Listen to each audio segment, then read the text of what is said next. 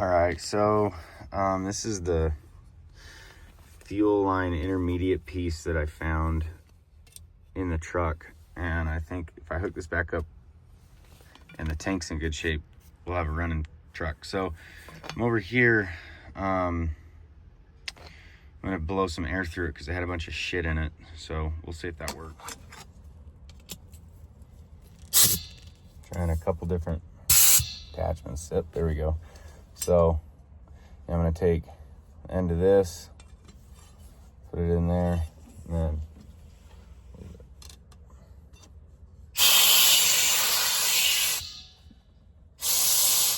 then didn't blow through.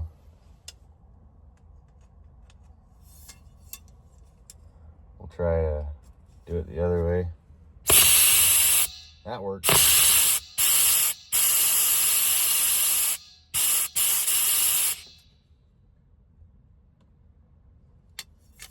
Still some shit in there.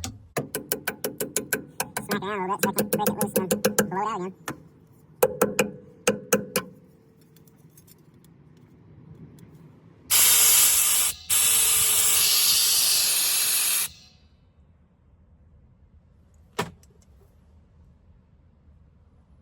Yeah, it's still kind of dirty, but I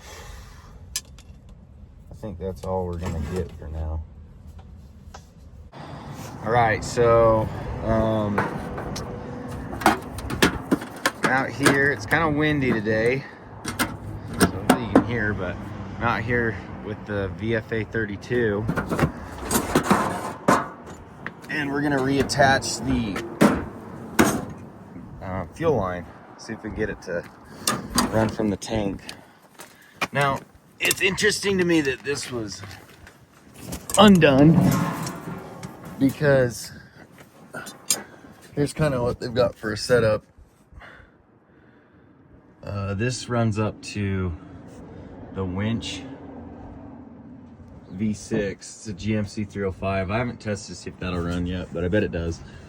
But it had a split right here, and then it would come around and it would tie into this. And they had this sitting in the cab, but no longer. The only thing I'm kind of worried about with this is the fact that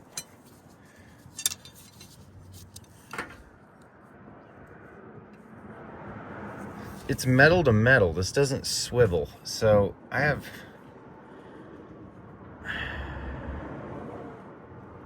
think what I'm gonna have to do is take this off right here and here, and then thread this on. Yeah, that's what I'm gonna have to do. But this is, there's a hole. Holy crap. That still is thick. Wow. That is not typical. But she's, honestly, for being 85 years old, it doesn't have, I wouldn't say it has a rust problem. And I'm probably going to undercoat all this. That is a PTO, unused PTO output that came back here. I noticed that it has this, almost looks like a carrier bearing type deal that goes back, but I don't know. I don't know what they were using that for. I imagine it was something with that PTO, but that's an SM420, so it's got the really, really low first gear, granny gear.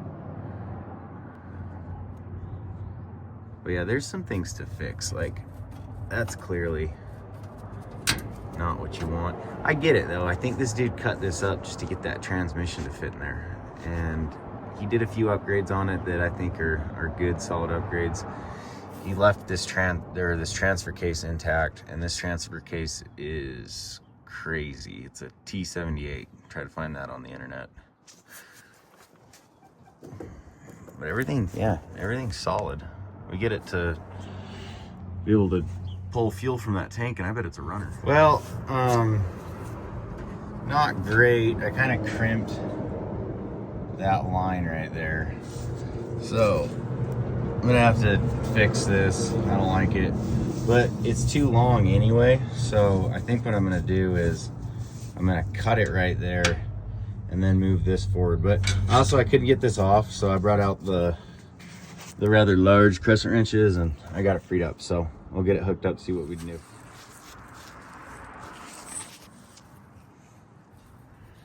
This actually has gas in it.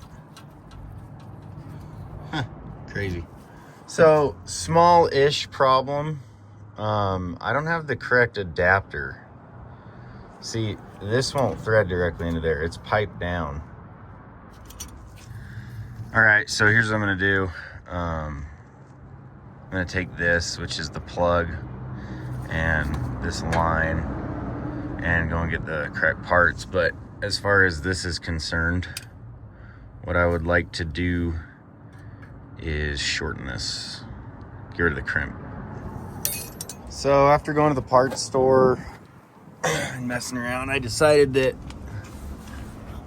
what I think I'm gonna do is just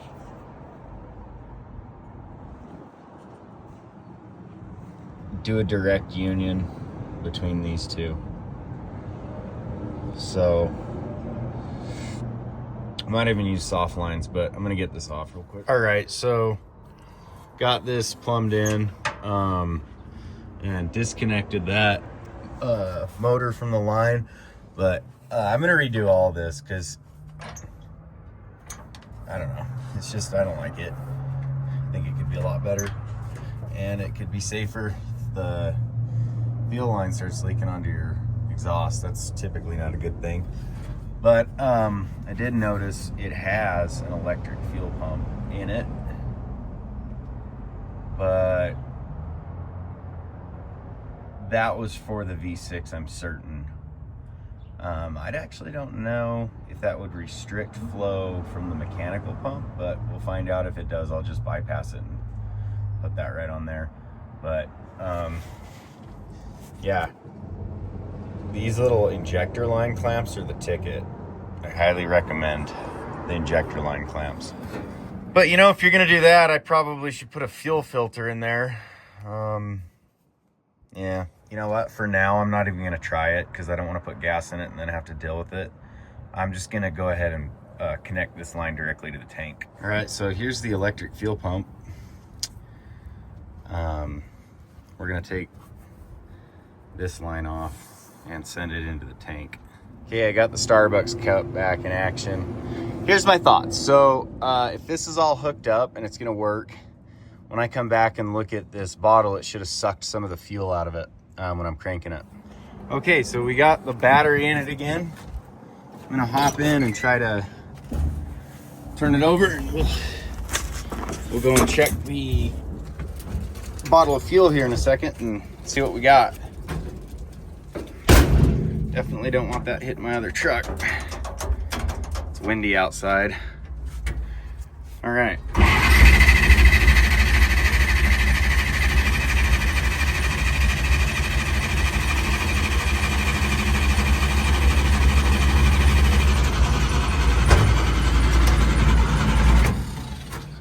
That thing got stuck. Let's go out and take a look. Absolutely no change. So what I'm going to try to do is prime the fuel pump.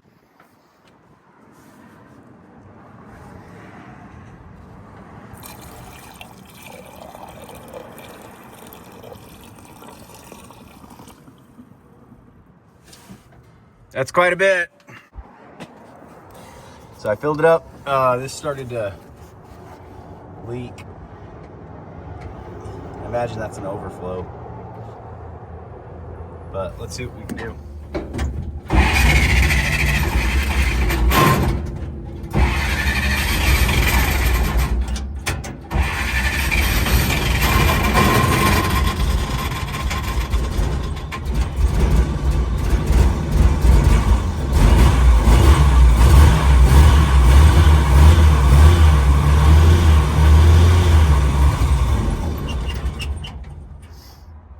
Yep, I'm thinking that fuel pump's just not gonna work. Absolutely no change.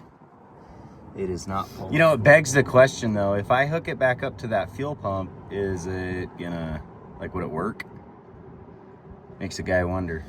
So following that wire, it goes to this switch. I'm pretty sure this was the fuel pump switch, just based on the colors. I'll go around the other side and see if it's actually hooked up to anything. So tracing that wire led me to this little fuse, and I don't know if you can tell, but it is blown. So what I'm gonna do is I'm gonna grab some more wire really quick and then just touch this and see if it